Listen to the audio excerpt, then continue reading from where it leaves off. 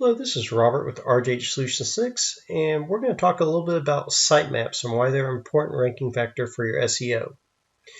So the first question is, what is a sitemap? A sitemap is a list of your website pages.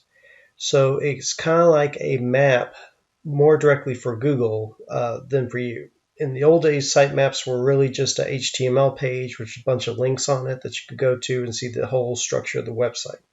Today, it's more of an XML file, which has a list of all the pages on your website. And how to tell if your website has a sitemap is most of the time you can go to your website and type in sitemap.xml and see if it pulls up a file. And as we can see, this is a file.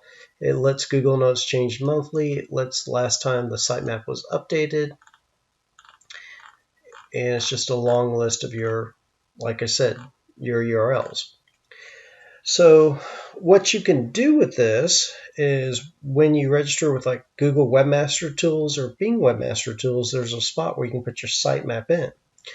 And what Google and Bing will do is they will go and sync up with that sitemap, and it tells Google and Bing when new pages have been added because they automatically add to your sitemap if you're using like a WordPress or most CMS platforms.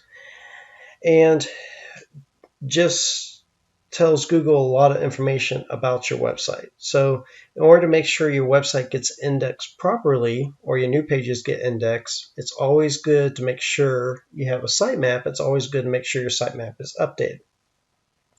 So let's assume you have a website that doesn't automatically generate a sitemap. Well, what do you do?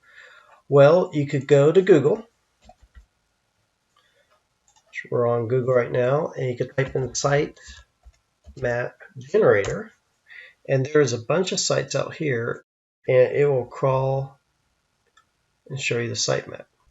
As you can see, now you have a sitemap. You can download it, and most of these tools are free. If you have a huge website, I think over 500, you have to pay extra. But then you just take this, download it, put it into your website for XML files under your main directory. And if you're not too sure how to do that, contact either your hosting company or your webmaster. And until next time.